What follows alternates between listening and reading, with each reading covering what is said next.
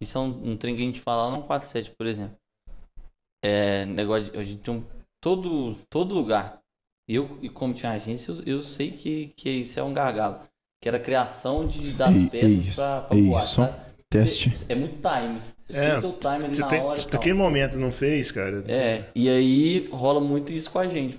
Como a gente faz tudo interno, é muito mais fácil. Cara, eu tive a oportunidade de morar fora e eu aprendi isso lá, quando eu morei na Irlanda.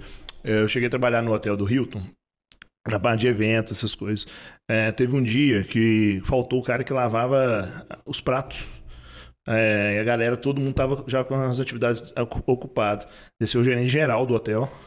Uhum. O cara pegou, regaçou as mangas e foi lá e lavou o prato. Ficou lá uns 30 minutos até chegar outra pessoa para substituir e fazer. Aí depois eu achei, assim, totalmente diferente. No Brasil, você nunca veria o cara, chefão do hotel ou de qualquer empresa, descer para fazer a atividade teoricamente menos nobre, assim, que seria ou a limpeza ou o negócio de lavar prato. Põe lá. Aí depois fui chamar, por que ele fez isso? Falei, olha, a responsabilidade é minha, de tudo que acontece. Se faltou, eu que falei. Ele traz pra ele, assim, essa responsabilidade. E é uma coisa que, assim, quando você tá no hotel, você tem que aprender tudo. Eu sabia fazer, não tinha, as pessoas estavam alocadas, eu peguei e fui fazer. É o mínimo, né? Então, assim, então, quando a gente tá vendo assim, no Brasil, que quando sujou, chama a faxineira. O cara pega lá, a primeira coisa que ele faz é isolar, a hora ele mesmo limpa, para evitar acidente. Se acontecer alguma coisa, vem consequências piores. Então, assim, é uma mentalidade que a gente precisa desenvolver diferente aqui, demais. Principalmente para determinadas tarefas. Quando a gente fala de tarefas que não são nobres, mas que impactam. E às vezes a gente está falando de um negócio que precisa fazer uma arte, eu não sei, cara, não tem quem faça. Teoricamente é uma coisa que você passa a fazer continuamente. Tem que pegar e aprender, não adianta. Aqui. Você pode perder um cliente gigantesco por causa disso. Não, aí você tá com um problema. Se você não sabe mexer, depende da pessoa. O dia alguém passou mal, cancela o programa, porque alguém não... É coisa rotineira, né? Assim, tudo bem, tem coisas você não precisa aprender tudo. Né? Tem coisas que vai fazer uma vez ou outra. Agora, o que você pega para fazer que é contínuo, que a chance de dar precisa, e é essencial do negócio, cara. Mesmo que não seja você tem que saber fazer para não depender do outro. Tem que aprender. Tem que aprender. E aí eu acho que já começou, né? Eu acho que já começou. Bom, eu vou apresentar agora. Aí, oferecimento BeRap. BeRap, quem quiser fazer o pedido da BeRap. Hoje um começo diferente. Hoje um começo um pouco diferente, que já pegamos o Aristides aqui nos bastidores contando a história massa aí pra nós. Do hotel, de quando ele teve uma experiência, né, morando fora na Irlanda, né, Aristides? Isso. É, isso aí. Bom, é só terminar aqui da BeRap. Você pode fazer o pedido no Mureto, 24 horas, o Marota tá por conta lá de ficar entregando BeRap. Brasil inteiro. Brasil inteiro. Quem quiser fazer o pedido aí, fique à vontade. Hoje a gente está recebendo aqui o Aristides, que é um dos representantes aqui do Sebrae na nossa região, famoso no mundo do empreendedorismo, aí todo mundo conhece o Aristides. Aristides, seja bem-vindo aqui ao Falazada e um prazer recebê-lo aqui para falar um pouco sobre empreendedorismo e, né, falar um pouco para o pessoal sobre todo esse trabalho que você tem feito na nossa região, que é muito importante, né, e que as pessoas têm que conhecer mais. Então, primeiramente, Rodrigo, Marco Túlio, eu queria aí agradecer ao convite, dizer que é uma honra estar aqui no Falazada. Eu acompanhei alguns episódios, vi algumas pessoas que estiveram aqui, né, citando alguns, Kennedy, Perinho, Jonathan, né, assim, o Diogo, Hernani, entre outros, né, vários nomes famosos assim, ou bem-sucedidos aqui da nossa região. Então é uma honra estar aqui também participando de um programa, né, que outras pessoas assim, da nossa cidade que são referências também participaram. Né? Então, muito obrigado aí pelo convite. A gente que agradece. Exatamente. É muito bom poder bater papo com essa turma toda e aprender com você hoje também. Exatamente. Bom, o Aristides, vamos comentar um pouco. Tava vendo lá a graduação extensa, você viu, Marco? A ficha é longa. Nós demos uma pesquisada, a graduação extensa. Como começou sua curiosidade assim por essa área da... Eu vi que você fez turismo inicialmente. Né? Isso. Da administração, esse tipo... Bom, do ponto de vista assim, de formação acadêmica, né, minha primeira graduação ela foi em turismo. Eu entrei na faculdade num momento em que se falava que turismo seria a profissão do futuro. Né? Nós estamos falando ali final dos anos 90, ali, início dos anos 2000, né, que até então não se tinha nenhuma política, né, nem secretaria de turismo, nada dessa no Brasil. E eu havia ali a oportunidade, né, de entrar para uma coisa nova, sempre gostei de experimentar. E no decorrer do curso, eu tive a oportunidade de fazer um estágio dentro do Sebrae, né? Já nessa época. E ali eu comecei a me deparar um pouco com esse mundo do empreendedorismo. E vi que, né, algumas coisas do turismo é uma área bastante ampla, tem muitas coisas para serem desenvolvidas, desde agenciamento, hotelaria, e sempre me chamou atenção a parte de planejamento, né, de desenvolvimento de territórios, de áreas que pudessem ter o turismo como uma das fontes de potencialização econômica e de desenvolvimento. E dentro do Sebrae eu comecei a visualizar muito disso, e vi a necessidade de complementar essa formação, uma vez que eu não queria ir para a parte de agenciamento, de hotelaria, e o planejamento e a administração, a parte de gestão está muito associada à administração. Então eu acabei, num primeiro momento, buscando um MBA em gestão de pequenos negócios. Depois, já quando eu terminei a faculdade, saí do Sebrae, fui trabalhar, né, em outras empresas, tive a oportunidade de trabalhar no ramo de vendas, tive a oportunidade de trabalhar no ramo, né, de cosméticos. E nesse meio termo, quando eu estava finalizando esse MBA, eu tive a oportunidade de fazer o intercâmbio na Irlanda. Passei quase um ano lá. Que foi que você começou falando. Foi que eu comecei a falar hotel. aí, né? Que eu tive a oportunidade de trabalhar no Hilton, né? Uma das atividades que eu desenvolvi, que eu trabalhei lá na Irlanda, foi dentro do hotel do Hilton. Né? Que você tem essa história que o gerente geral arregaçou a manga lá para poder lavar prato, né? Então é uma prática como que eu aprendi muito sobre a possibilidade de assumir responsabilidades e fazer aquilo que é necessário. Lá, além do trabalho no Rio, eu fui com a intenção de estudar inglês, mas tive a oportunidade de trabalhar em pubs, né? De tudo, né? De pegar copo a barman. Então, você faz... O primeiro emprego que eu tive lá também foi numa escola com uma empresa de faxina. Sabe aqueles carrinhos que a gente vê no filme, que o professor fica... Então, assim, fiquei 3 semanas dirigindo aquele carrinho, assim, era quase que uma diversão. E nesse meio termo a gente... Eu vou aproveitar para fazer uma pergunta. Você foi para lá, um país um pouco mais desenvolvido e tudo mais. E aí agora você tem muita experiência com pequenas, médias empresas aqui, né? Você ajuda muitas. Como que você vê assim o tratamento do funcionário contratado? Eu sinto que muitas empresas têm dificuldade de treinar o cara. A pessoa começa meio perdida, é muito diferente a realidade. Não, depende do tipo de trabalho que você vai exercer, né? Por exemplo, nessas atividades que eu exerci na empresa de limpeza e nos pubs, não te pede muita coisa. Eu tinha a intenção antes de ir trabalhar com bar. Sabia que era uma coisa que poderia, né, ganhar dinheiro, assim, especialmente, né, trabalhar à noite. Eu fiz aqui... Eu tinha amigos em Belo Horizonte, na época eu morava em Belo Horizonte. Fui pedir para ele, deixa eu trabalhar de graça. Fui trabalhar de graça nos bares deles, assim, de oferecer chopp. Você é de BH? Eu sou do sul de Minas. Eu sou nascido em Três Pontas, né, mas morei praticamente a minha vida quase toda em Belo Horizonte e me mudei aqui para a região em 2013. Então, aqui já vou fazer quase 10 anos em Ouro Branco. Mas eu tive na Irlanda entre 2006 e 2007. Então foi né, interessante essa situação de ver. Quando eu fui para uma empresa mais estruturada, que foi o Hilton, eu não pisei para fazer qualquer atividade antes de fazer treinamento de segurança, antes de fazer treinamento toda a parte, principalmente a parte de segurança, né, das atividades que precisa ser feita.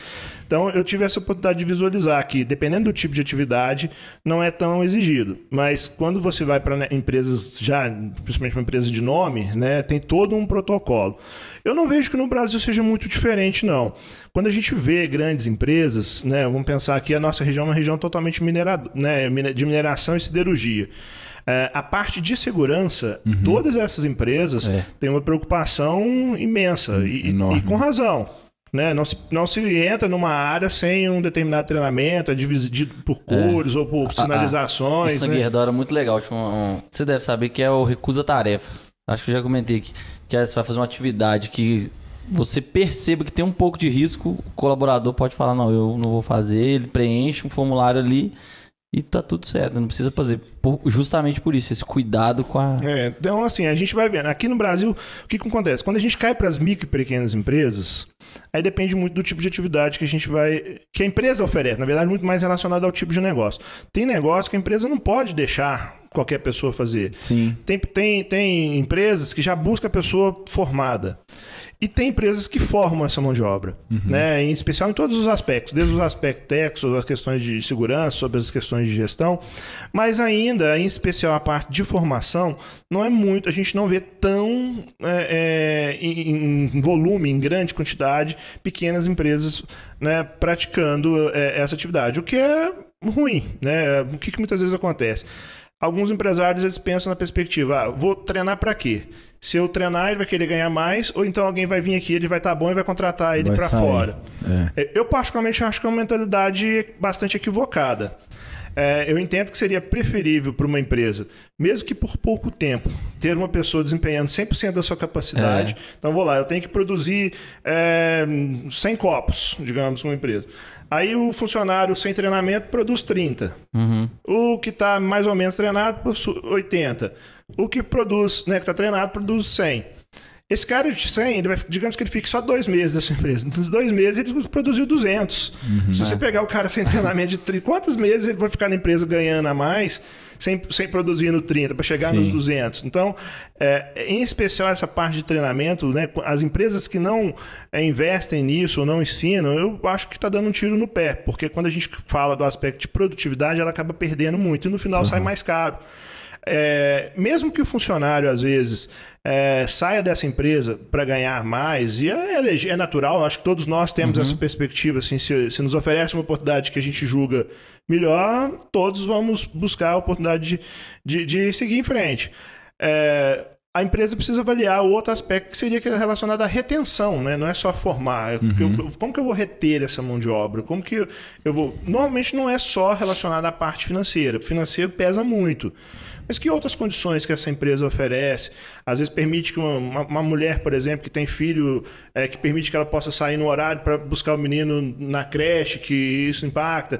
Tem uma série de outras questões que as empresas podem pensar e que às vezes não é praticado. E a gente vê aqui no Brasil, em especial, pequenas empresas deixando um pouco essa questão de lado e acabando tendo perdas econômicas reais disso. Às vezes se preocupa tanto, eu tenho que vender. Mas, às vezes, quem está vendendo não está preparado para se fazer. Eu tenho que produzir, não está preparado. Isso tem sido, Marco Túlio, Rodrigo, uma mudança. A gente tem percebido, né, uma tendência das empresas começarem a prestar um pouco mais atenção no seu recurso humano.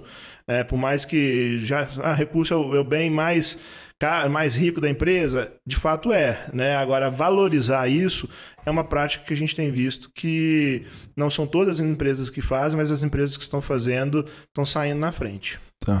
E comparado a lá fora, é nisso que eu falei. Olha, grandes empresas, você percebe um investimento maior nesses aspectos. Empresas, né, de bairro, menores, muito parecido aqui também, pelo menos na Irlanda, onde eu tive a oportunidade de né, conviver um pouco. Não, interessante a observação. Eu acho que o pessoal foca muito no custo, né? Tipo assim, pra treinar vai me custar tanto, aí depois esse cara vai sair e acaba não fazendo. Acho que por isso. Eu acho que ele foca no custo e depois ele se defende, digamos assim, com o argumento de que ele vai sair. Ele saiu. Com essa mentalidade, né?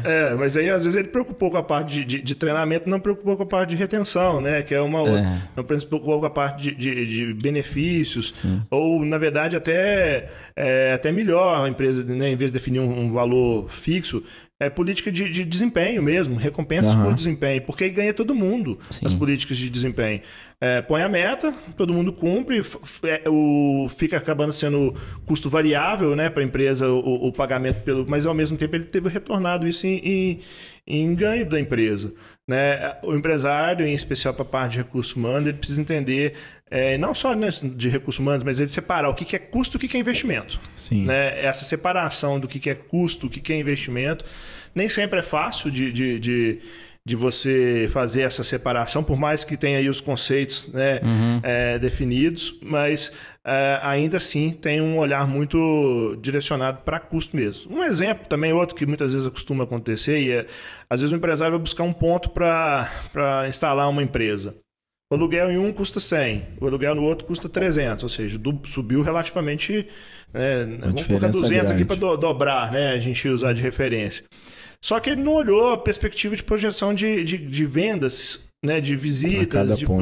Às vezes o ponto que custa mais caro, 200, ele vai ter a possibilidade de vender 4, 5 vezes mais do que no ponto de 100. Então, na hora que você vai fazer a análise, ela não pode ser exclusivamente o custo solto. Ele tem que estar atrelado a outras análises que o empresário está fazendo e que às vezes não faz. Então, o olhar para o custo ele é importante, mas ele não pode ser o único. O custo ele tem que ser, né, dentro de uma estratégia. Aí a gente vai partir para um outro aspecto. Né? A maioria dos empresários, quando a gente pergunta o que ele faz, ele não consegue definir o conceito do negócio. Né? Em que sentido? Vou dar um exemplo. Assim, por exemplo, uma marca muito conhecida, Cacau Show. Certo. O que a Cacau Show vende? Né? Muita gente vê, Cacau Show vende chocolate. Né? Teoricamente. Mas na verdade, qual que é o conceito? A Cacau Show, o chocolate, ele é um meio de viabilizar um produto dele, que é a venda de presente. Então ele se posiciona na estratégia de negócio como uma empresa de venda de produto, de presente. Então, a maioria das vezes, são poucas as pessoas que vão numa loja Cacau Show comprar um produto para si. A maioria das pessoas vão comprar um produto para presenciar, para presentear alguém. Então eles já sabem. Aí a escolha do ponto. Procura ver onde tem lojas da Cacau Show. Quase sempre próximas a lojas também de presentes. Se você vê uma Boticário, quase certo que você vai ver do lado uma loja da Cacau Show. Se você vê uma loja de presente... Na Avenida Eu acho que aqui Acho que tem quase sempre. Ouro Branco era assim, eu acho. Tenho quase certeza. Eu estou usando exemplos assim, de grandes marcas que são famosas, por quê? Aí o que ela viabiliza? Ela é uma loja de presente e, além de uma loja de presente, é uma loja de compra de impulso. Então ela tem que estar em pontos de alta circulação de pessoas, porque se você olha, você deseja comprar. Se você dificilmente vai sair da sua casa para poder pegar o seu carro, dirigir até uma loja do Cacau Show e comprar. Agora, se você tem que comprar um presente, você vai para um lugar, uma área que tem presentes. Você vai ver Boticário, você vai ver, por que não um chocolate? Então, ela entendeu assim, que um dos públicos e um dos motivos que as pessoas buscam é para presentear alguém. Isso é entender. Então, a partir do momento que você entende o conceito, você vai buscar um ponto de localização adequado para o seu perfil de público, seu cliente. E onde que ela ganha dinheiro? Né? Ela ganha dinheiro na venda do chocolate, que é, na verdade, na fábrica. E aí ela faz o processo de franquia. Na franquia, o que ela está fazendo? Formando novos pontos de vendas. Nada melhor do que você ter um ponto de venda que você define quanto que aquele ponto de venda vai vender e vai comprar. Isso otimiza a sua produção. Isso te faz ser mais eficiente em custo na fábrica. Isso te faz o quê? Ganhar mais dinheiro, né? Sob perspectiva de margem de lucro. Então, aí a empresa vai entender onde que ela ganha dinheiro. Aí, além da questão da projeção de marca, a questão da projeção de pontos. É fácil da gente fazer essa analogia para uma empresa já conhecida que está consolidada. Mas quando a gente vai falar aqui, né, muitas vezes a gente recebe no Sebrae um empresário que querendo abrir um negócio. E a maioria das vezes a primeira pergunta que nos fazem é: o que dá dinheiro? Ou o que eu posso abrir para poder que fazer? Você fala? O cara chegou lá, eu tô precisando abrir um negócio aí para dar dinheiro. O que dá dinheiro? Essa ajuda o pessoal de falar. Essa é muito... Ajuda os nossos ouvintes aí que estão querendo abrir um negócio. A primeira pergunta, a gente não tem como deixar de dar aquele sorriso, assim, né? Olha, vamos descobrir, se você descobrir, você me conta, né? Essa perspectiva de ganhar dinheiro, ela precisa ser entendida. Se realmente o foco é só esse. Muita gente chega com a perspectiva, quer ganhar dinheiro e às vezes não sabe o que quer fazer. É legítimo, né? Todos nós queremos, assim, mas é só isso, né? Aí nós vamos cair para uma outra pergunta: qual que é o seu propósito? Né? Obviamente, quando vocês criaram Falazada, vocês definiram um propósito aqui, né? Comunicar, trazer informações de pessoas, sensibilizar outras pessoas. Então, assim, você tem uma série de fatores por trás que, se isso no final das contas não gerar a perspectiva de ganhar dinheiro ou viabilizar outros negócios, ótimo, né? Assim, o dinheiro não deixou de ser pensado, né? Mas assim, existe um propósito maior. E geralmente quando você pensa na abertura de um negócio é para atender a necessidade de alguém, né? Ou de algo que, a partir dessa necessidade, você vai estruturar se isso é algo que é de uma pessoa, de 10, o tamanho, vamos dizer, dessa demanda. Em que condições as pessoas vão comprar, e nem sempre as pessoas conseguem fazer isso. Várias vezes eu já me deparei, a pessoa acabou de aposentar, recebeu todo o seu dinheiro de aposentadoria, aí gosta de cozinhar em casa. Nunca entrou num restaurante para saber como é que é a operação, nunca entrou como é que é nada. E aí resolve... Esse eu acho que é um caso clássico. Clássico, Esse a é o parte clássico. de comida, assim, isso é muito tradicional.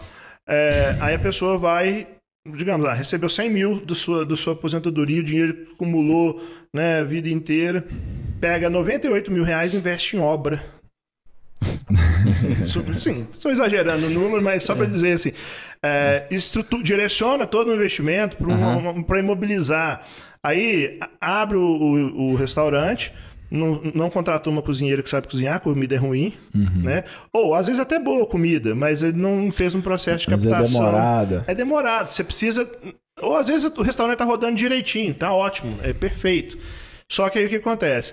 Né? Não é comum, às vezes, você abriu a porta hoje, no outro dia você tem a quantidade de clientes necessária para torná-lo ele economicamente viável. Muito incomum. Seria incomum. Às vezes ele contratou o cozinheiro certo, mas errou no ponto. Não, que é o que mas você falou. vamos pensar na perspectiva que esteja tudo certo, né? Ele fez tudo. Tem um bom cardápio, uma boa comida, gostosa, um bom ponto, a questão toda. Só que ele tinha 100 mil e ele gastou 98 em reforma para iniciar a operação. No mês seguinte, tem conta de água, de luz, não sei. No outro mês também. E nem sempre começa a ter entrada no volume que o negócio demanda. Às vezes ele fez tudo certo, chegou no quarto mês, quinto mês da empresa, ele decide fechar.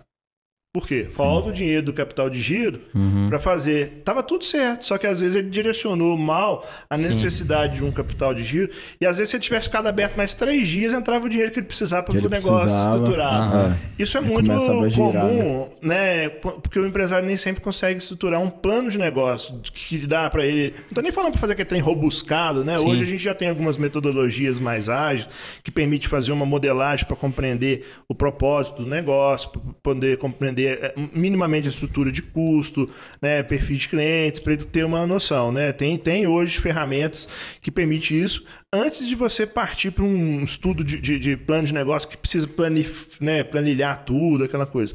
Mas você precisa ter uma noção de tempo, né, de prevenção de retorno de investimento. Se você vai fazer o uso do dinheiro que é seu, se determinados equipamentos você não pode fazer um empréstimo com um ganho de entrada mensal da empresa e cobrindo aquilo.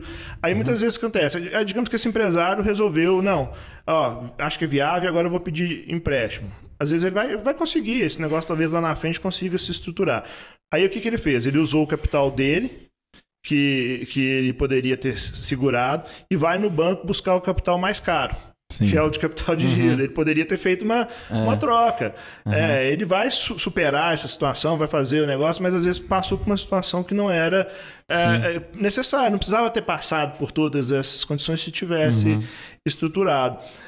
Então a gente defende muito, Marco, a importância do empresário onde que ele vai abrir um negócio, de se pensar o negócio como um todo. Não só sobre a perspectiva de custo, mas principalmente sobre a questão do conceito do negócio que eu citei, o que é, para quem que você está vendendo, qual que é o seu diferencial diante de outros, né, tantos outros no mercado. E com base nisso tudo que você falou, você sugere que a pessoa que queira começar seja um generalista, né? A princípio, tente aprender um pouco de cada coisa para conseguir executar isso tudo, para entender um pouco do ponto, do financeiro, do contábil. O cara não tem capital no começo para contratar gente para fazer isso tudo. É importante a gente pensar o seguinte, né? Nós estamos falando principalmente de pequenos negócios, com essas perspectivas assim né, assim, que as pessoas normalmente vou investir. Grandes negócios é diferente, né? Costuma ter toda uma estruturação, todo suporte, recurso suficiente para poder contratar os profissionais que são necessários. Mas o pequeno, ele, de uma certa forma, ao decidir por um segmento, eu não digo que ele tem que ser generalista de tudo, mas em especial, ao que ele decidiu fazer, ele tem que fazer. Se ele decidiu abrir um restaurante, por mais que não seja ele que vai cozinhar, ele tem que ter noção de cozinha, ele tem que ter noção de ficha técnica, ele tem que ter noção de preparo, né? Até para poder, ele tem que ter noção do que pode ser interessante de propor para o cardápio. Ele tem que visitar outros empreendimentos para poder saber o que os clientes estão consumindo, o que não estão. Ele vai ter que fazer experimentação. Agora, assim, por que não buscar um empreendimento, né, dentro do perfil que ele está pensando em abrir, e lá, como eu te falei, pedir um estágio lá gratuito para aprender. As pessoas às vezes nem precisam nem falar, que ele vai lá, coloca lá o currículo, apresenta, pede uma oportunidade, trabalha alguns dias, para saber, mesmo que seja como garçom, como é que é a rotina. Ele precisa entender como é que ele relaciona com o garçom. Né? Ele precisa entender o que ele tem que falar para o garçom, apresentar o cardápio para o cliente. Nesse sentido, em relação ao negócio que ele está fazendo, quando a gente fala de pequenos negócios, aí sim eu acho que ele tem que ser um especialista, não eu vou definir como especialista do negócio do segmento que ele está abrindo, um especialista no pequeno negócio dele. Então ele precisa buscar aprender tudo.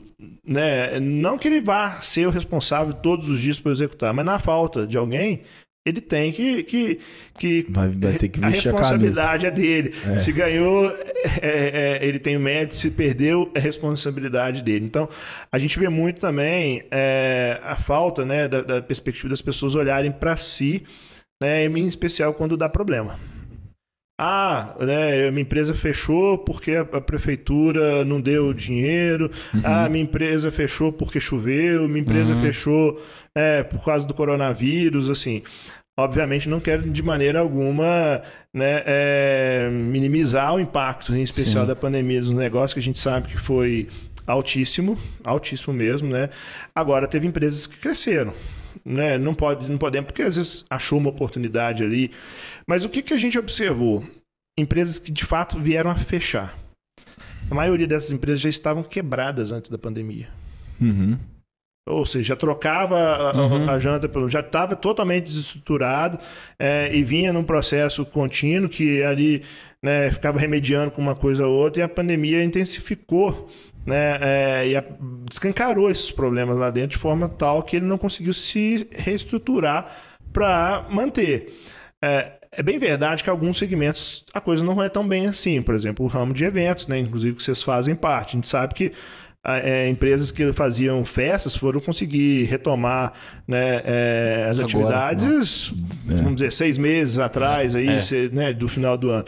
Imagina você ficar 1 ano e meio parado, se você aluga um salão, que normalmente é barato. Assim, não é nesses casos que eu quero falar. Tem negócios, de fato, assim, impactados que dependiam do fluxo de pessoas. Agora, comércios, de uma maneira geral, né, a maioria que a gente viu quebrando eram negócios que já estavam quebrados. E existe uma diferença muito grande entre quebrar e fechar. Às vezes, alguma empresa precisa fazer uma análise. Olha, minha empresa já estava realmente ruim e eu vou decidir fechar. Quando ele decide fechar, ele analisa toda a sua estrutura de custo, ele consegue pagar todas as contas que ele deve, ele consegue salvar seu patrimônio, né? Ele consegue zerar. E é normal, gente. A gente não tem que ter receio de falar. Vamos pensar um exemplo clássico aqui, né, de um segmento, de um conceito de negócio que acabou, que é a locadora de DVD. Sim. Né? Se a gente for voltar aí 7 anos, vamos dizer assim, quase toda esquina tinha uma locadora de DVD. Tinha. Era um negócio altamente rentável, pagava, assim. É problema do dono que geriu mal? Não. É o problema que surgiu outras oportunidades, surgiu Netflix, surgiu locação na internet, surgiu outras coisas que fizeram esse negócio viabilizou. Ser inviável no formato que ele estava sendo. Então, assim, o que ele vai falar? Eu vou ficar insistindo? Vou ficar vendendo vídeo? Não, eu vou ser vendedor de vídeo. No mês... Um mês dá prejuízo, no segundo mês dá prejuízo. 10 meses, está tomando 11 meses de prejuízo. Se tivesse fechado no primeiro momento que percebeu que o negócio já não era mais possível, viável, tinha que ser estruturado, ele tinha salvado esse patrimônio que ele perdeu. Às vezes, quando ele enxerga isso, já quebrou. E a pandemia acabou fazendo isso com alguns negócios. Não necessariamente no ramo, mas negócios que já estavam eventualmente fadados a fechar e ali criou uma situação. Então, é importantíssimo também que o empresário tenha essa noção, né, sobre a situação real da sua empresa. E quando você entende conceito de negócio, você começa a ter também a perspectiva de remodelar o seu negócio. Às vezes fazer a mesma coisa num formato diferente. Vamos pegar uma padaria, por exemplo. Você pode continuar vendendo pão, né? Às vezes você pode ser uma padaria totalmente tradicional e criar um serviço de entrega na casa das pessoas, por exemplo, né? Vai ter gente que valoriza isso. Né? Isso aí você vai fazer análise da conta. Isso gera fluxo financeiro para a empresa que continua viabilizando o negócio. Às vezes é buscar um segmento novo de cliente, né? Dividir por nichos. Então, assim, olhar para o negócio e rever o que ele é, o que ele oferece, é extremamente importante. Refletir sobre aquilo ali. A pandemia, por outro lado, né, ela provocou isso nos empresários. A gente tem aí, em parceria, em especial, né, com a Gerdau, um programa de desenvolvimento empresarial. Ele está atendendo 65 empresas em 5 municípios da nossa região. O que a gente tem visto é que as empresas, elas se mantiveram tão bem, mas o que elas perdiam de dinheiro antes por uma falta de organização. Então, às vezes, uma empresa também tá ativa, mas às vezes ela não está ganhando, vamos dizer, a eficiência ou no potencial que ela poderia.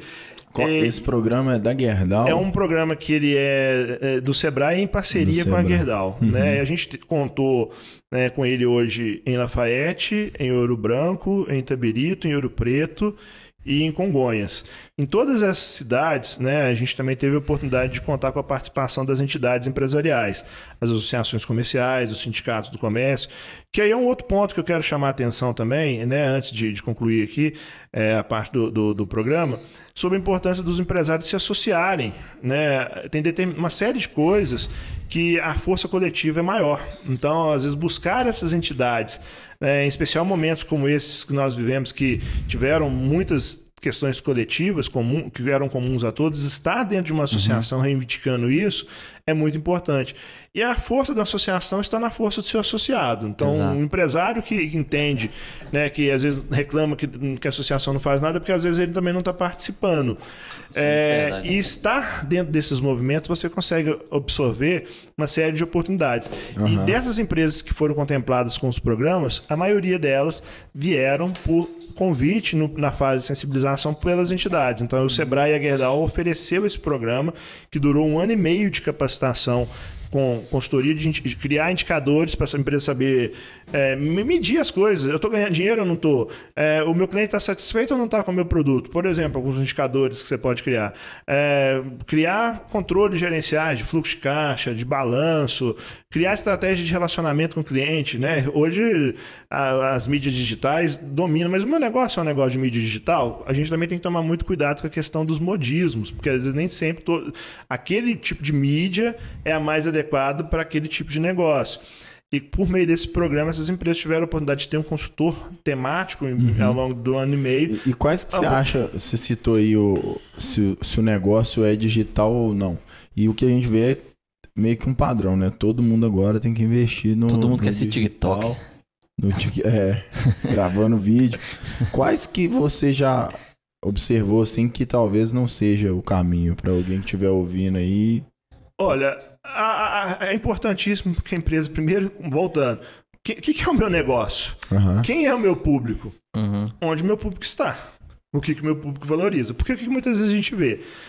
Tá na moda e tem que fazer? Olha, eu acho que o seu negócio é para esse público, é para esse lugar que as pessoas estão. Eu tenho que fazer TikTok. Aí você vê o povo fazendo dancinha, você vê o povo fazendo de tudo no Instagram, Facebook, essas coisas todas. Aí você vê, algumas vezes você até apaga anúncios. É mais barato do que outros. Aí você vai olhar suas vendas. Refletiu em venda. Você tem lá 30 mil seguidores. Desses seguidores, você vai ver lá no seu cadastro, 3% daquele ali te compra. As empresas, às vezes, elas investem em umas coisas, mas não fazem a mensuração de se está tendo ou não retorno. Uma coisa simples, né? Quando o cliente entra na loja, como é que você ficou sabendo da nossa loja? Põe um papel lá. Na rádio, no Jornal da Cidade, na associação, na mídia social do Instagram, WhatsApp, que é uma ferramenta, né? Hoje, particularmente, eu acho o WhatsApp uma ferramenta muito mais eficaz do que propriamente a parte de Instagram para negócios que eu digo principalmente de comércio. Uma vendedora com um bom cadastro de clientes na mão, sendo uma ativa, mandando, olha, hoje eu estou com uma promoção na loja, manda para 30 clientes. Vem aqui buscar, eu separei para você. você estabelecendo uma estratégia de relacionamento. Você simplesmente postar um negócio solto para qualquer pessoa lá, dá efeito. Acho que tem o seu... Mas na hora que você vai mensurar, qual que é mais eficaz? Uhum.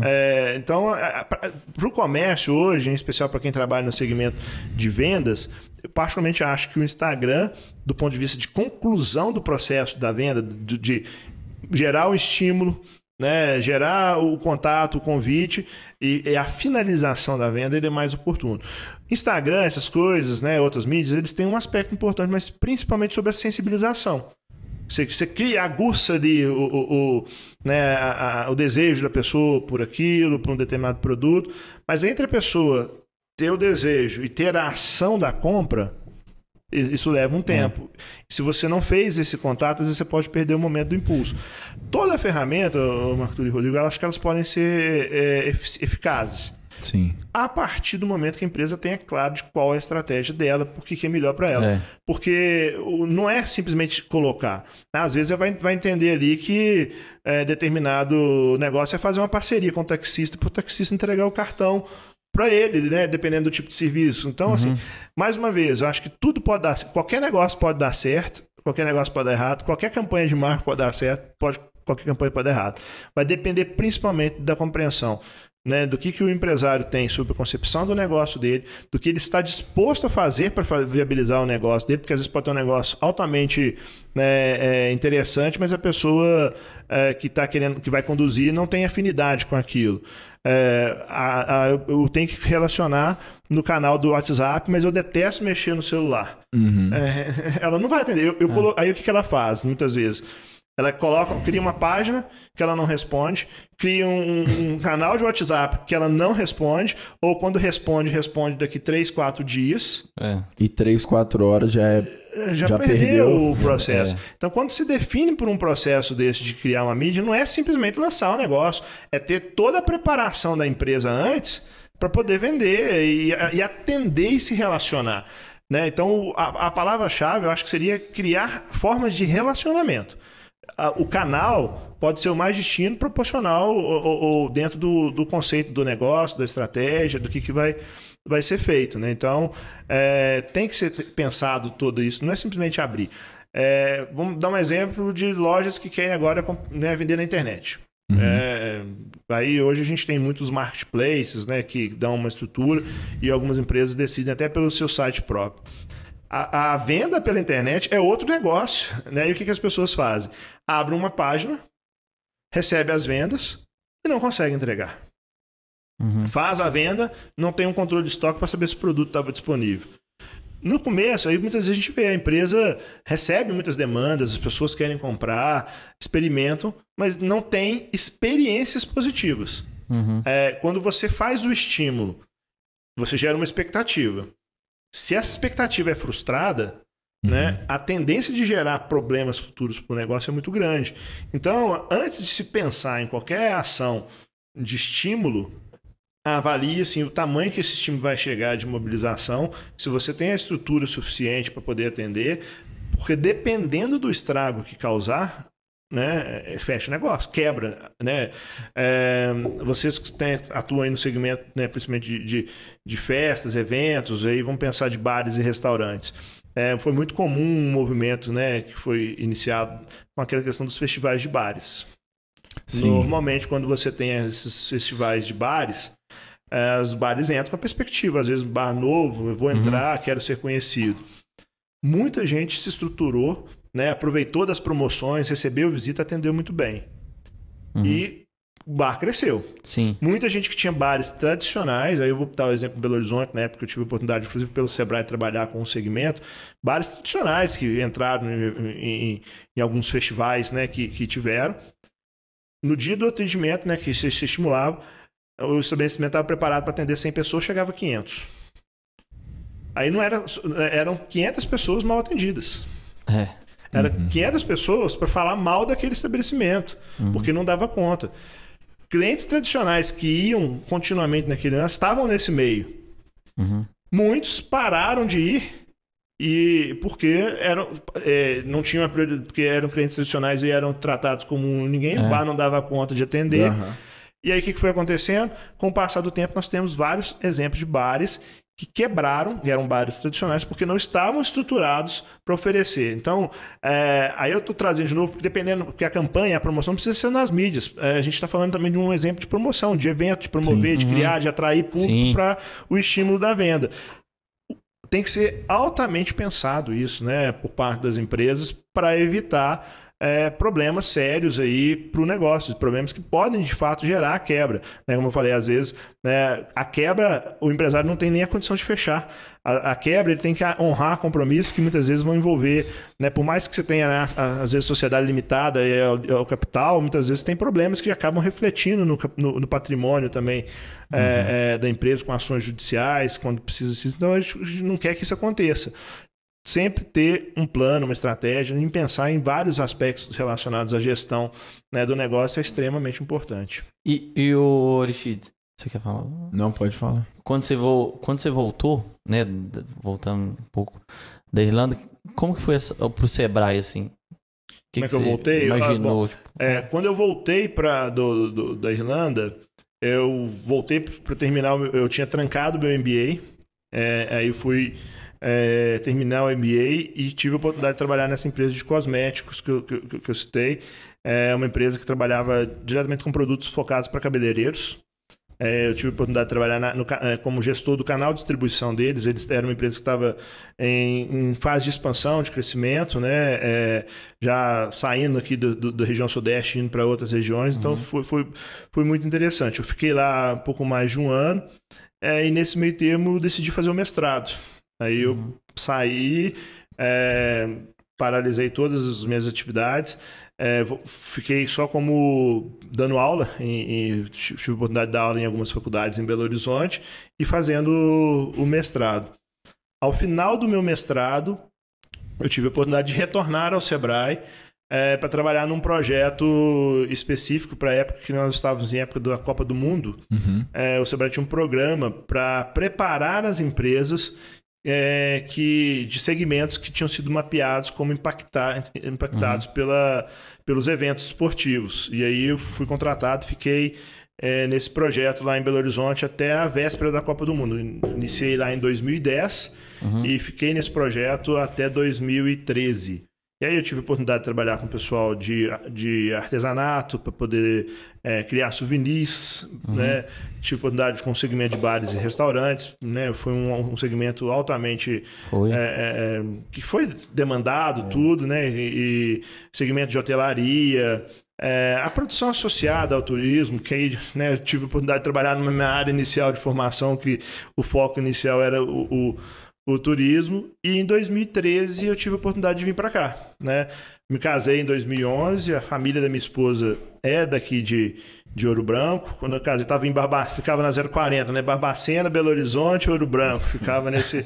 Aí, né, quando a minha esposa engravidou, a gente decidiu, ela saiu de Barbacena, voltou para Ouro Branco, e aí eu também me mudei e desde 2013 vim trabalhar aqui na região, que eu particularmente é uma região que eu gosto muito, é uma região com muito potencial, é uma região que, quando a gente faz um comparativo com outras regiões, tanto o próprio estado, nós podemos dizer que nós temos uma região privilegiada, sob o ponto de vista até de econômico, social, né? Assim, comparativamente a algumas regiões, nós estamos numa região muito boa. E aqui, né, pelo Sebrae, me dá a oportunidade de relacionar com municípios. Então a gente tem, até falando um pouco do Sebrae, né, muita gente vê o Sebrae também assim, como uma empresa que só oferece a parte de treinamento empresarial. Mas a gente tem um outro Sebrae que pouca gente conhece, que é o Sebrae que trabalha na parte de agente de desenvolvimento e fomento ao empreendedorismo. A gente tem duas formas, basicamente, de apoiar a empresa. Uma é essa, de fazer a oferta das consultorias, da ação e ir direto. Mas nem sempre isso é suficiente. Às vezes a gente precisa interferir no ambiente onde essas empresas estão inseridas. E às vezes elas nem sabem que a gente está, né, ajudando, atuando. Mas a partir do momento que você consegue uma relação com o poder público, seja de esfera estadual, federal, que ali edita uma lei que gera benefício para a empresa, a gente tem uma atuação muito forte nessa parte com o poder público no intuito de criar políticas públicas de desenvolvimento. que favoreçam as empresas, que favoreçam o desenvolvimento econômico, que favoreça, né, o desenvolvimento social aqui da região. Então, hoje eu, né, coordeno o escritório junto com um outro colega, Luiz Paulo, né, que é o escritório, a sede é em Conselheiro Lafayette, mas nós atendemos 19 municípios aqui da região. O menor deles, né, os dois menores, Casagrande e Queluzito, em termos de população, né, um pouco mais de 2.000 habitantes ali, e Lafayette sendo o maior, né, dos municípios. Mas a gente pega Ouro Preto, Mariana, Itabirito, vai até aqui... Itabirito também? Itabirito também. A nossa é uma micro-região, né? Nós temos uma regional que fica em Belo Horizonte, que atende outras cidades aqui, né, da região metropolitana, e nós estamos numa micro-região que é Alto Paraopeba e Inconfidentes. Então, na região do Inconfidentes, nós temos os municípios de Itabirito, Ouro Preto, Mariana e Diogo de Vasconcelos. E pegamos aqui o Alto Paraopeba, a gente inicia ali em Moeda, né? Vem subindo Belo Vale, Congonhas, São Brás, né? Jaceaba. Aristides, e você comentou do papel do Sebrae, tanto na esfera pública quanto ajudando diretamente os empreendedores. Como que o Sebrae atuou durante a pandemia, assim? Porque eu acredito que tenha sido um desafio muito grande lá no começo também, né? Tanto na esfera pública quanto direto no contato com o empreendedor. Olha, essa questão da pandemia, ela é algo que ainda nos traz conhecimento. Todos os dias a gente aprende uma coisa nova. Se a gente retomar lá março de 2020, a gente... finaliza aí carnaval, né? Todo mundo naquela perspectiva, vendo a China, né, se fechar, rindo da China, né? Acho que a gente, de uma certa forma, fazer piada dessa questão. Chegando no Brasil, e aí, os primeiros decretos. Tá, vamos fechar aqui, daqui 10 dias a gente volta. Não, daqui 15 dias a gente volta. Não, daqui um mês a gente volta, daqui 3... talvez nos 2, 3 primeiros meses da pandemia, a nossa mentalidade ainda era muito... Não vai mudar nada, a gente volta aqui. Enquanto instituição, a gente começou a acompanhar esse movimento, a gente foi vendo que, não é bem assim, a gente também precisa se reinventar, a gente foi vendo os negócios se reinventando. E acho que a grande questão que nós tivemos aí de início da pandemia foi exatamente essa transição para o mundo digital. A necessidade da gente trabalhar um processo de transformação digital nos negócios, digitalizar a nossa mente. Assim, a gente foi vendo que muita coisa mudou por conta disso. O nosso primeiro desafio, a maior parte das nossas metodologias de atendimento às empresas, elas eram presenciais. E a primeira coisa que foi restrita foi o contato presencial. Né? Então, vieram os decretos, a gente ficou...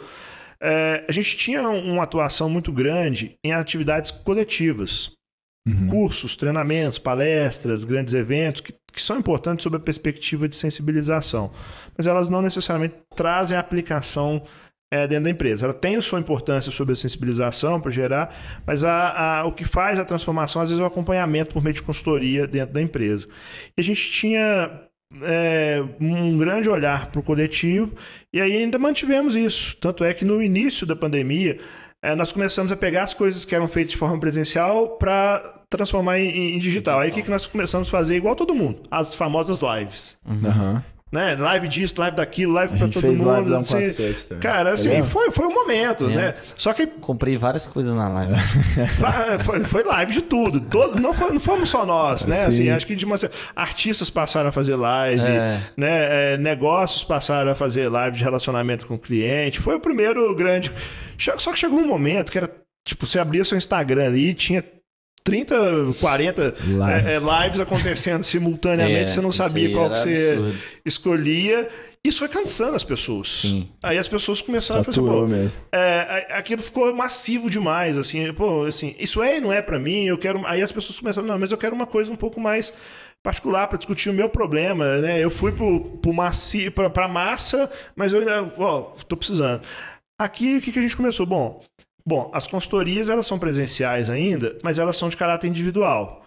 Então, de caráter individual, se as ondas que foram criadas permitir o atendimento, aí a gente começou a ter uma busca por empresários por ações mais customizadas. E as ações mais customizadas são consultorias. Por quê? Porque eu vou falar sobre o meu problema. O empresário, que o consultor está lá para falar com o empresário sobre o problema dele. E começou a ter uma procura muito grande sobre consultoria. Então, o Sebrae aqui a gente acabou direcionando.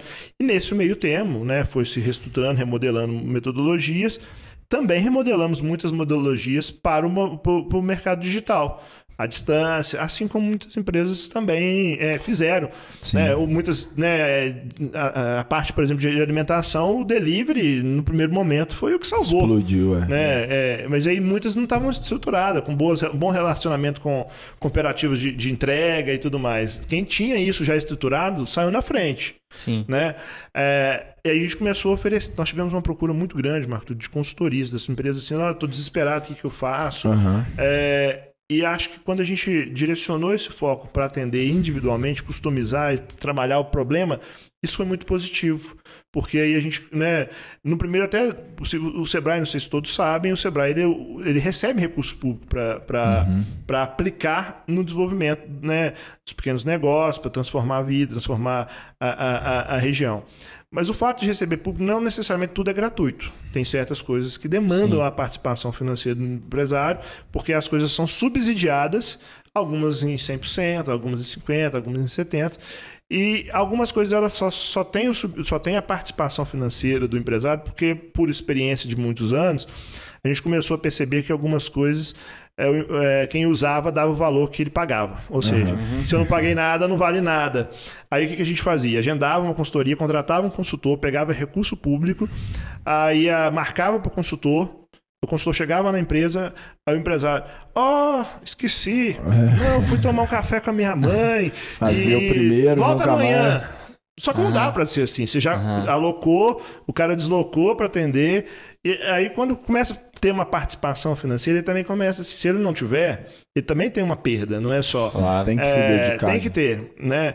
E são custos isso altamente. Faz todo sentido, na verdade. Porque o que de graça, assim, as pessoas não valorizam. No dia a dia da 147. A gente vê isso no dia a dia, quando você fala com a pessoa assim, vou te dar o ingresso.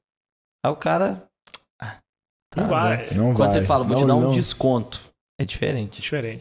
Ou se ele comprou antecipado com desconto, melhor ainda. Exatamente isso. Né? Que é a situação. Porque quando é de graça, outro dia eu ganho outro também. E aí quando você tem várias ofertas, tu sempre tá ganhando, a gente passa a não valorizar. E a gente conversando com o pessoal que era do mercado de Lafayette, quando tinha mais concorrência, eles comentam que foi isso que matou o mercado. Foi isso que matou o mercado aqui noite. Antes da 147 abrir. Foi isso que matou a noite aqui. Que todo mundo ganhava. Quando você ganha, você não dá valor. E também você tem mais lugares para você ir, porque todo mundo entrou nessa onda, ninguém ficava cheio. É um exemplo, nós três temos boate, uma balada. Nós três vamos dar um ingresso pro fulano. Ele vai falar, vou passar na porta dos três, eu tenho como ir nos três, o que tiver mais cheio eu vou. Isso começou a ser um problema. Ou o que tiver mais vazio também, porque a gente teve um momento também né, da questão com essa questão sanitária. No início, as pessoas começaram a ficar com medo, né? Especialmente pro segmento de vocês. Uma adaptação. Teve um período aí, depois quando a gente foi entendendo assim, o negócio é mais sério, a gente começou a ver a elevação dos casos graves de casos de morte, começando a chegar no público mais jovem, que em princípio eram os mais corajosos sobre essa perspectiva de, não, isso não vai dar nada, mas isso foi impactando o segmento, em especial de eventos. Artistas não fazendo, os municípios proibindo por meio de decretos determinada quantidade de pessoas, dependendo da quantidade de pessoas que vai permitir, não é nem viável você abrir. Você ficar fechado, você gasta menos. Né? Então, assim, esse era um problema. Você tem a estrutura de custo para bancar. Uma coisa é a sua estrutura fechada, que já tem um custo fixo, mas se você abriu, ela vai ter o custo variável. Se você não entrou ali recurso suficiente para cobrir pelo menos o custo variável, você tomou prejuízo duas vezes, do variável e do fixo. Né? Então, a gente viu esse momento aí, as pessoas... Em paralelo, a pessoa tá com 3 ingressos lá das nossas 3 boates aqui, e em paralelo tá tendo a live do Gustavo Lima na casa do amigo na casa dele. do amigo, fazendo churrasco né, e bebendo. Então, assim, a gente viu isso. Isso foi uma tendência. Mas, e ao mesmo tempo, esse lado social... As pessoas começaram a ficar um pouco reprimidas e ao mesmo tempo começou a querer sair de novo. Aí a gente viu um momento que as pessoas começaram a ser assim, agora eu vou, já cansei desse negócio. Aí a gente falou, não, opa, você cansou da Covid, mas a Covid não cansou. Teve até algumas campanhas nesse sentido. Aí os casos aumentam, diminuem, você abre e fecha. Para quem tem que ficar abrindo e fechando o negócio toda hora, é um negócio delicado, né? Se você é dono do seu espaço, você está deixando de ganhar. Você não está pagando, mas você está deixando de ganhar. Já é melhor do que quem está tendo que pagar para um negócio que é fechado.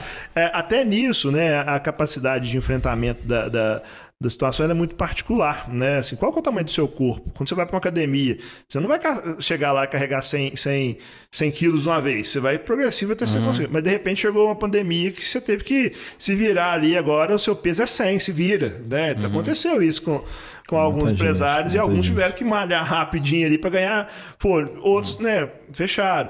Mas, como eu repito, aquilo que eu falei antes, né? Alguns negócios já não estavam conseguindo carregar nem 2, né? Antes. E se jogasse 3, ele já ia quebrar também. Né? Não era o 100 que era o problema dele. O problema dele era os 3 lá atrás. Muito... A gente tem que fazer essa separação pelo tipo de negócio, pelo tipo de segmento, né?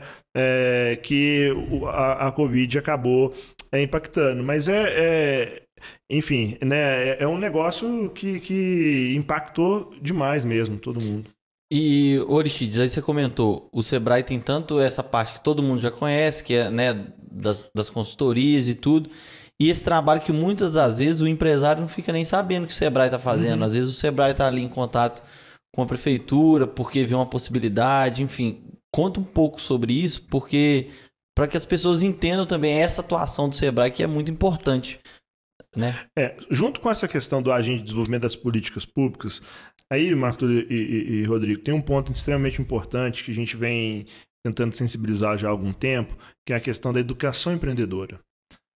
Nós ainda temos aqui na nossa região, a gente está falando que é uma região rica e tudo mais, mas quando a gente olha para o consciente coletivo aí das pessoas, ainda é um desejo das famílias, assim, eu quero formar para trabalhar na Gerdau, quero formar para trabalhar na Vale, na VSB, nas grandes empresas. Quando a gente vai para os municípios menores, o sonho é ter um emprego na prefeitura, né? Mas tanto é que às vezes a gente até brinca, né? Em alguns municípios menores, você tem ali o marido e a mulher, tem 2 candidatos, um apoia um candidato, outro apoia o outro, porque se der certo, aí se ganhar o de um, ele tem emprego, se ganhar o do outro tem emprego, pelo menos alguém na família fica empregado, né? Assim, tem muito isso, assim, né? A gente, não, é verdade. E tanto é justamente nisso. Tanto é que em cidades menores as brigas políticas são muito mais intensas. A gente às vezes a gente não vê tanto porque nosso foco acaba ficando para os grandes centros, mas na hora que você vai entrar dentro de um município pequeno e você percebe, é muito acirrado, porque está relacionado às vezes a aspecto de 4 anos de ter renda ou não, né, dentro daquilo pensado. E aí a gente fala, né, eu costumo analisar que a nossa região, as pessoas ainda têm a mentalidade pela busca do emprego. Porque é uma região que ainda oferece. Tanto é que quando a gente vai nos nossos cines aqui das principais cidades, não tem, falta candidato para as vagas. Né? Aí a gente vai tentar entender se é porque não está qualificado, se é porque não quer. Tem uma série de razões, mas um ponto importante que eu quero, né, com essa fala é trazer a discussão sobre a perspectiva de melhorar o nosso capital empreendedor das pessoas. Porque a tendência já é mostrado em várias pesquisas aí de emprego acabar. Emprego, que eu digo, essa carteira assinada. Emprego, né, que eu vou ter lá tantas horas por mês para poder ir lá e vou trabalhar e vou ganhar. Já há uma tendência mostrando que muitas profissões dessas vão acabar. Vamos pegar uma clássica aqui, trocador de ônibus. Acabou. Né? Assim, era uma profissão que tinha.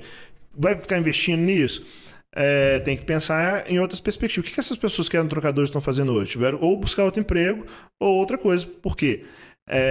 A gente precisa separar o que é emprego do que é trabalho. Trabalho sempre existiu na vida do homem, né? Desde que o homem é homem, para trabalhar, para poder plantar, para comer, para poder ganhar o seu sustento. O emprego nada mais é do que você vender a sua força de trabalho por um valor definido, por uma atividade, né, prevista ali. E como o emprego está acabando, as pessoas vão precisar continuar ganhando o sustento da sua vida. E a melhor forma de se pensar nisso hoje é por meio de capital empreendedor. A pessoa se tornar empreendedora. O que é a pessoa se tornar empreendedora? é a pessoa, diante da situação ali, entender que ela é responsável por tudo de bom que acontece com a vida dela. Se eu estou precisando de ganhar dinheiro, ou se eu preciso garantir o sustento da minha família, renda, e eu não tenho emprego, o que eu vou fazer? Vou ficar chorando ou eu vou olhar para as coisas que estão ao meu redor e ter uma atitude, que aí o empreendedor é a pessoa que tem atitude de buscar uma transformação para a sua vida e, se possível, impactar positivamente a vida de quem está. Na relação com os municípios, a gente tem sugerido muito trabalhar programas de educação empreendedora. E lá dentro das escolas dos municípios, aí eu parabenizo Ouro Branco, a prefeitura que iniciou aqui na nossa região, junto com o GCABA e Entre Rios, as primeiras cidades que decidiram investir no programa de educação empreendedora, qualificando os seus profissionais da área de educação, professores, educadores, para sensibilizar sobre esse tema. O empreendedor não é necessariamente a pessoa que vai abrir um negócio, né?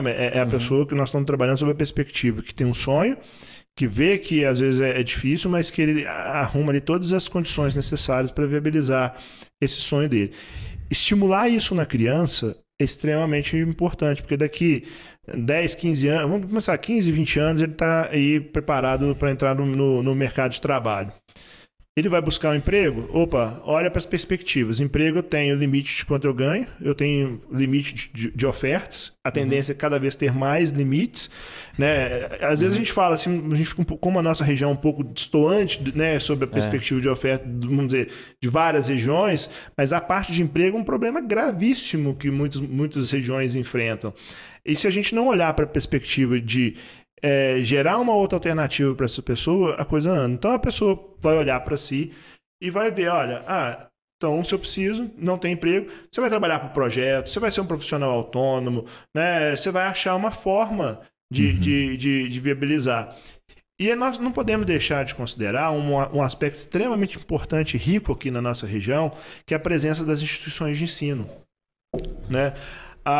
Se você consegue associar o empreendedorismo para resolver questões básicas, né, de renda, é legal. Mas se você consegue atrelar o aspecto de empreendedorismo com a perspectiva de negócio de conhecimento de inovação, você tem uma possibilidade real e concreta de promover uma transformação econômica radical na nossa região para uma base econômica que é rica, que possa, inclusive, compensar sob a perspectiva de PIB.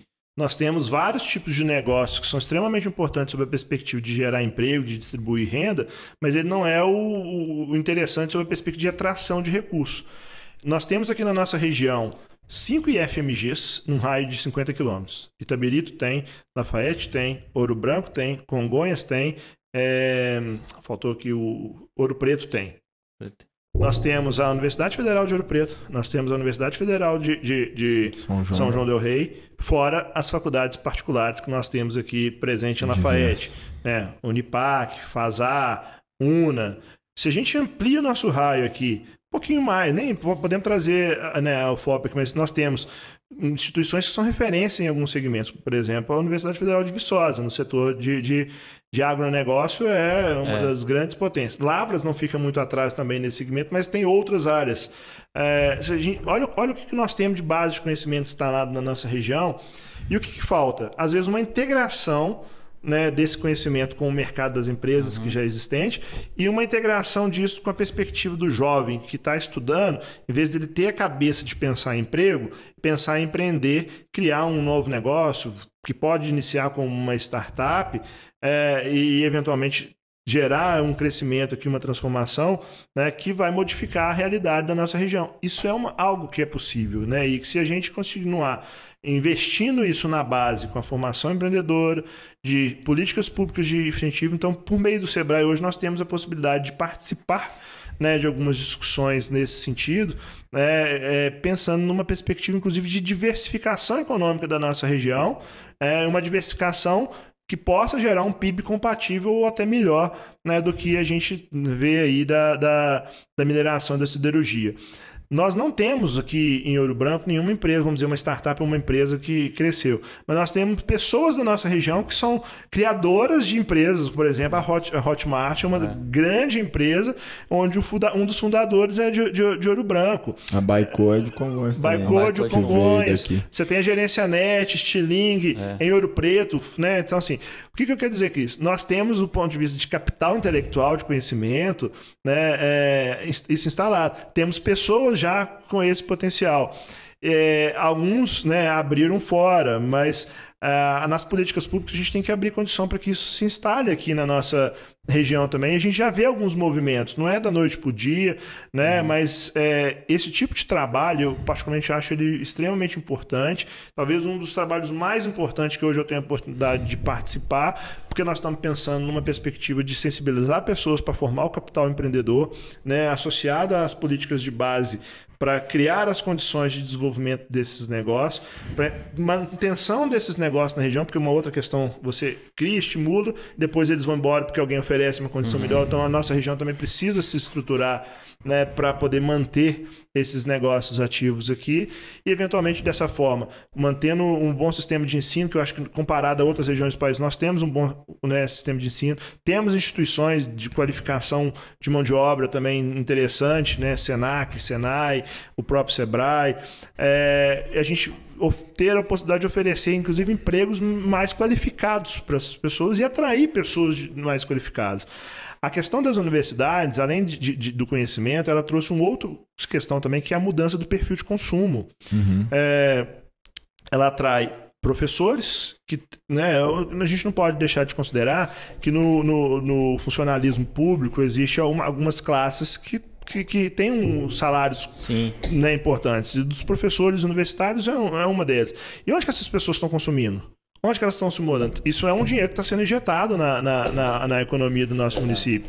Esses estudantes estão vindo de família estudar aqui, alugam casa, compram no supermercado local, isso movimenta a economia. Então, hoje isso já é uma realidade que movimenta, que já traz esse tipo de recurso, mas que pode ser infinitamente superior a chance de retorno de potencial, né, que essas pessoas vão, se, por exemplo, criar uma startup ou uma empresa que um dia vier a se tornar um unicórnio que está aqui no nosso território. E assim, eu não sei se, né, se vocês acompanham tanto, onde tem um unicórnio, sempre tem 2, 3 do lado, porque assim, normalmente ou não digo necessariamente unicórnio, mas assim, é uma tendência, né, empresas atuarem de forma em parcerias, né, se aproximarem. Então, hoje você vê aí o São Pedro Vale em Ouro Preto com empresa em Belo Horizonte, né, já tem a perspectiva de criar o Valim, que é o Vale dos Inconfidentes. É natural a gente ver essa união. Aqui a gente vê os nossos municípios, especialmente aqui Congonhas, Ouro Branco e Lafayette, em parceria com o Sebrae e as instituições todas de ensino e outras entidades, trabalhando a questão de melhoria do ecossistema nosso de inovação. Então, esses são alguns trabalhos que a gente tem a oportunidade de participar, né, por meio do Sebrae, que particularmente julgo muito relevante pensando numa perspectiva futura, de transformação real. Que ninguém tá, às vezes, como não tem ainda a concretude disso, que é a longo prazo. É um projeto de longo prazo. Talvez as pessoas não vejam ainda, né? Tá todo mundo esperando. O Ouro Hub, por exemplo, Hub. É a mesma coisa, é muito isso. As pessoas ainda não percebem, mas isso é uma perspectiva. Daqui 2, 3 anos você vai falar assim, nossa, isso... Sabe quando o Ouro Hub vai usar a máxima da sua capacidade? Quando tiver pessoas empreendedoras, com boas ideias, com a formação, né, adquirida da universidade, com a visão empreendedora para ter projetos. Porque o incentivo hoje já tem, né? Eu já participei de algumas bancas de incubadoras, de empresas, essas coisas. A gente recebia projeto lá que não fazia o menor sentido aceitar. E aceitava porque não tinha outros projetos. Sim. Né? Não que a pessoa seja, mas às vezes a própria pessoa está mandando para ver o que dá. Uma empresa júnior, né? Uma empresa que está incubada no período que a instituição está de greve, ela está de greve, uma empresa incubada no período que a instituição está de férias, isso não é uma empresa, sabe? E a gente já vivenciou muito disso, né? As pessoas vão experimentando, testando. É válido a experiência, até porque, né, a gente já viu aí que todas as grandes empreendedores de startups que deram certo tiveram quebras de negócios anteriores, a maioria, né? E fica também esse desejo, mas na hora que a gente vai ver as bem-sucedidas, realmente são poucas. Mas e as pessoas que tentarem não... Por que desistiram? Onde elas estão? A gente também não consegue... O que incentivo elas têm para poder desempenhar outras atividades aqui? E às vezes a gente também fica pensando que a inovação ela tem que ser algo extremamente disruptivo, algo completamente novo. Vamos trazer para o universo das empresas. O que elas estão fazendo para inovar? Ela pode inovar num processo de entrega, ela pode se inovar numa forma de relacionar com o cliente, ela pode se inovar... você vai numa loja hoje e pede um produto. Eu não tenho, mas eu peço para você. Eu vou fazer um pedido daqui 15 dias, você volta aqui. Aí você entra na internet, você olha aquele mesmo produto, mais barato, você compra pelo Mercado Livre e às vezes você compra hoje, amanhã. De noite, amanhã de manhã já está na sua casa. O mesmo produto. E a empresa, você vai continuar... Ela ainda tem algumas vantagens de você ir lá, olhar, tudo. Então, ter o produto não é mais uma vantagem. Mas que outras ações essa empresa pode vir a desenvolver, né, para continuar tendo um bom relacionamento e existindo? É possível inovar dentro dos pequenos negócios e fazer inovações incrementais. Inovar no seu modelo de gestão, de forma que te permita tomar decisões mais assertivas. Existem várias formas de inovação que às vezes as pessoas também, quando a gente fala de inovação, fica sempre com a perspectiva de ser negócio totalmente disruptivo, algo completo. E aí, por conta disso, a gente deixa de fazer. Né? Então, as pequenas empresas também podem inovar e devem inovar no dia a dia em vários aspectos, né, que estão lá. Mas, particularmente, eu acredito muito que ainda vamos ver essa nossa região aqui como um grande polo de conhecimento, um grande polo de tecnologia, exportando conhecimento, exportando negócio para o mundo. Tenho certeza disso. Não sei precisar quando, mas que eu acredito que isso vai acontecer, vai. Pelo capital intelectual que você diz, eu acho que realmente essa possibilidade é muito grande, porque tudo que você falou das universidades aí é exatamente isso. Tudo muito perto aqui, tudo. Inclusive eu tenho um chute que eu acho que um próximo unicórnio da nossa região é Ouro Preto. Ouro Preto tem muitas empresas. Hoje você tem Gerência Nest, Stiling. Tem mais duas que eu esqueci o nome agora. Eu olhei, eu e o Marco Túlio amamos e os Mobile, que é possivelmente assim. São empresas que iniciaram dentro da universidade com projetos de empreendedorismo. Tem a maioria delas, não todas. Mas lá tinha um projeto que chamava Empreender Ação. Começou pequeno, apresentando esse projeto. Era um projeto de escola. Opa, nesse negócio dá certo? Vamos investir mais tempo? Aí o que muitas vezes acontece? Eu já participei também de bancas dentro das universidades. Os meninos às vezes trazem ideias super interessantes. Mas era para fazer só a matéria para ganhar o ponto. Aí ele desiste daquela ideia ali. Porque... Ninguém quer executar, né? Não é nem isso. É porque lembra que o consciente coletivo ainda está em ter um bom cargo dentro de uma grande empresa? Então ainda temos essa mentalidade. Ele levou uma ideia muito boa, mas ele fala... Você já viu alguma amostra... E o unicórnio é a empresa que atinge 1 bilhão de dólares. Mas você já viu alguma amostra de profissões falando da profissão empresário? Não. Você vai nas mostras de profissões, sempre fala, né? Do engenheiro, do médico, do contador, enfim, né? Não se fala da amostra. Nem parece uma profissão. Nem né? parece. E aí, assim, então, o primeiro fator que a gente precisa trabalhar é com a questão da formação do capital empreendedor. Assim, lembrando que não só necessariamente para ser empresário, mas sob a perspectiva da pessoa se ver ali responsável por fazer e com possibilidade de fazer o que ele quiser. Né? Não ficar dependente, hoje eu estou sem emprego porque a prefeitura fechou a rua ali, e aí agora... Acontece, né? Desejável para aquele negócio, não, gera impacto para ele, gera. Mas assim, ele vai lamentar isso até quando? Eu sei, né, que tem determinados impactos na vida da gente que são drásticos, as consequências são dificílimas. Mas às vezes a maior dificuldade ela é imposta por nós mesmos nas nossas cabeças. Porque quando a gente começa a rever novas perspectivas, é sempre possível, né, não necessariamente chegar rápido onde eu já estava, mas recomeçar. Não é fácil, é duro. A única coisa que de fato a gente não tem como mudar é a questão, né, da vida. Perdeu, acabou. Mas enquanto você está vivo, você tem sempre a perspectiva de batalhar por aquilo que você acredita e acreditar em algo, ter propósito eu acho que é o ponto crucial para qualquer movimentação, né, que você vai fazer para sua vida. Para qualquer rumo que você vai seguir, você tem que estabelecer isso.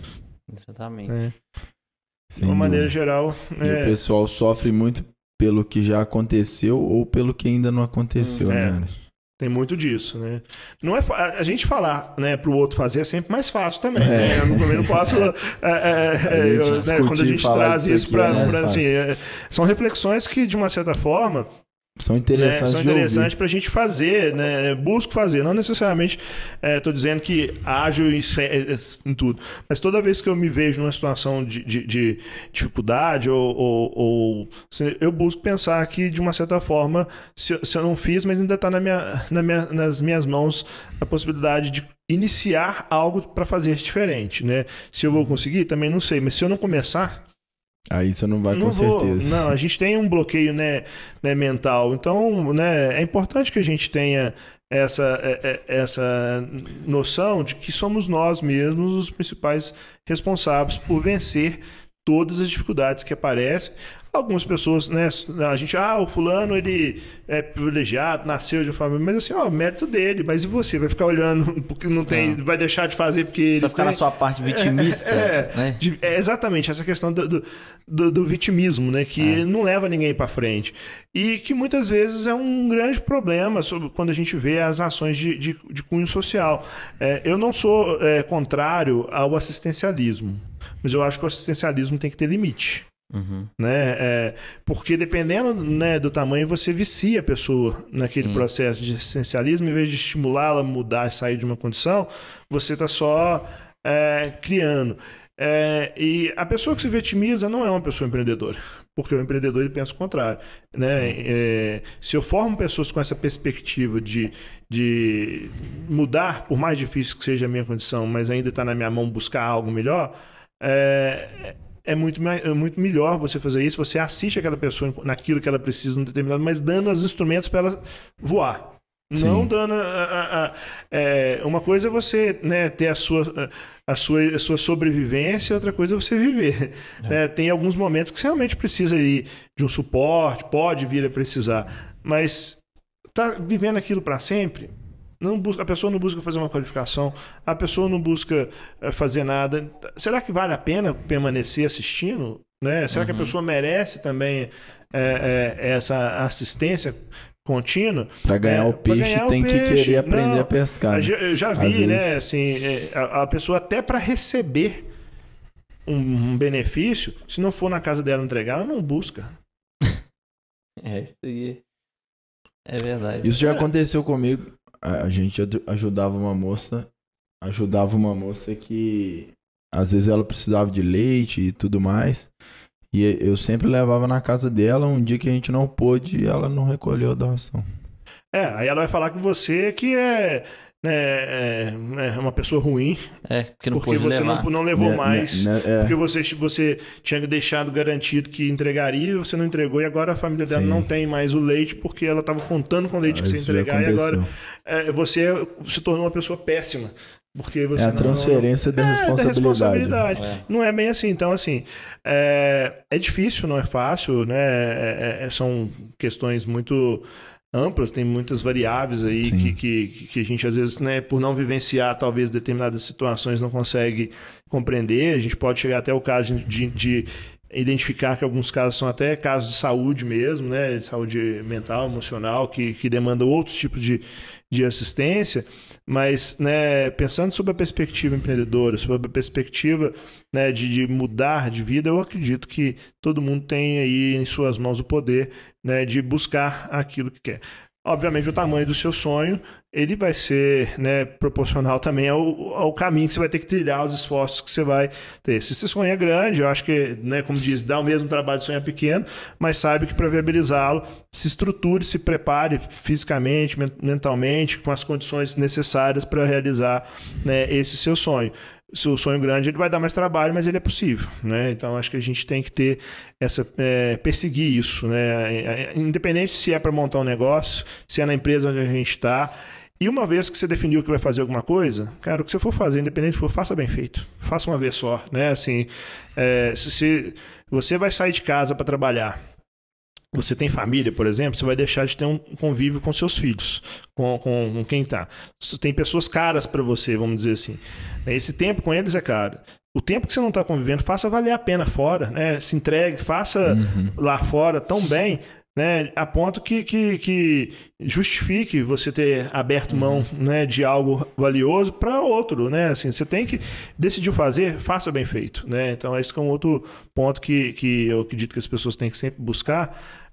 Que uma vez definido, mas você só consegue fazer bem feito aquilo que você acredita, e aí você vai cair de novo para a questão de propósito. Se você tem propósito, cara, você vai, né, mover tudo e todos, né, que precisa para te ajudar a viabilizar o seu sonho. Mas sem propósito, você também não chega a lugar nenhum. Exatamente. Muito massa. É isso aí. Ô, Orixi, a gente tem um quadro aqui no final, você já deve ter visto, que é o convidado, ele fala uma frase para deixar algum ensinamento para quem tá ouvindo o Falazada. Então eu queria que você deixasse aí uma frase, né, uma ideia para os nossos ouvintes. Eu acho que eu vou, né, voltar nessa questão, né, das pessoas, da necessidade. Olha, se você ainda não descobriu qual que é o seu propósito, descubra. A partir do momento que você entender, né, qual é esse propósito, corra atrás disso e faça dar certo, né? De novo, aquilo que você acredita, a chance de você fazer dar certo é grande. Então, corra atrás, né, dos seus sonhos, não desista, persista, né, que acho que a persistência ela, né, vai ajudar a viabilizar. E a gente tem que entender também que nós não somos sozinhos no mundo. Nós temos que buscar apoio, né? E cerque também de pessoas que vão te apoiar, te ajudar, né, nos mais diversos aspectos, né, que você precisar. Se você tem o seu propósito, você vai conseguir convencer essas pessoas a te ajudar, você vai conseguir convencer a si mesmo a se mover para viabilizar o seu sonho. Então é isso. Não sei se... Bom demais. É uma excelente. Uma aula. Não foi bem uma frase, não, porque o programa chama Falazada, se eu resumir numa frase só. Você cumpriu exatamente o programa e é pra isso mesmo. Se deixar eu falar azada, assim, com meus amigos ver que eu tô participando de um programa falar azada, você foi pro lugar certo, porque não para de falar. Mas é isso, né? Assim, bom demais. Eu agradeço demais a vocês aí essa oportunidade.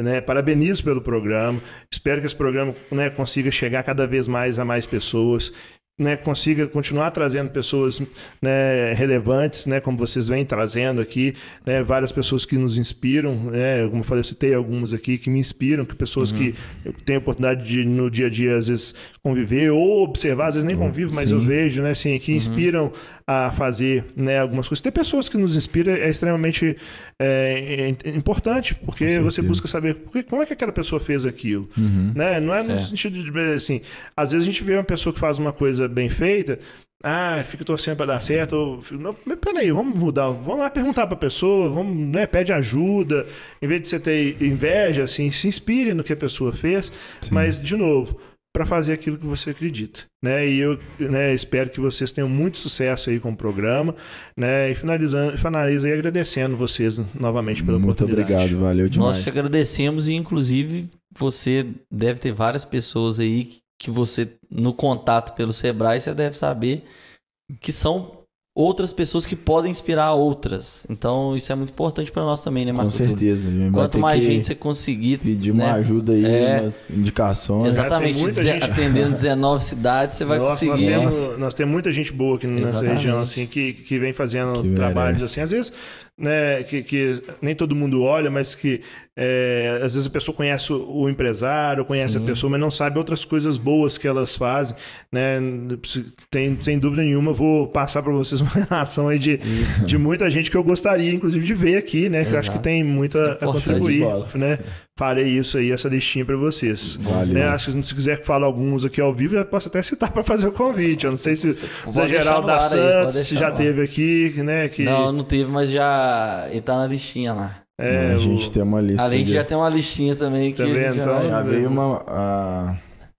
Felipe Avelar teve também, né? Teve. Felipe teve. E... tem uma lista. Não, mas aí Sobrado teve aqui. Não, Sobrado tá na ainda lista. Não. Também o Sobrado é um cara, assim, que eu particularmente assim, não tenho uma grande consideração, né? Acho que tem uma história de vida, né, interessante, né? Não é a única interessante, assim, mas eu particularmente é uma história que me comove, né? Que, principalmente pela atuação dele em ações de cunho social. Mas tem vários outros. Vou fazer esse levantamento aí para você. Eu sou fã do Sobrado, sem ter conversei com ele no máximo 2 vezes e foi no máximo 1 minuto. Eu namorei uma menina que era debaixo ali do restaurante dele, era na rua do restaurante dele. Todo dia, 5 horas da manhã, tava o Sobrado na rua, começando a montar o restaurante. Eu falava, pô, esse cara... Tem mais não, domingão, sábado, todo dia ele tá lá. Ele, e é agora, isso é agora. Tem pouco tempo. Então você vê, o cara já tá... Eu vou perguntar pro pai da sua namorada, o que você tava fazendo na rua, saindo da casa 5 horas da manhã, hein? Não, eu tava na casa. Tava dormindo. Aí eu começava a ouvir barulhada na rua. Ele tem uma história bacana. Entregou o ouro. Não, tava em casa, aí tava ouvindo barulho. Aí eu ficava assim, pô, esse cara já tá na rua, velho. Teve um dia que eu tive depois de chegar pra ele e falar, você realmente é doido.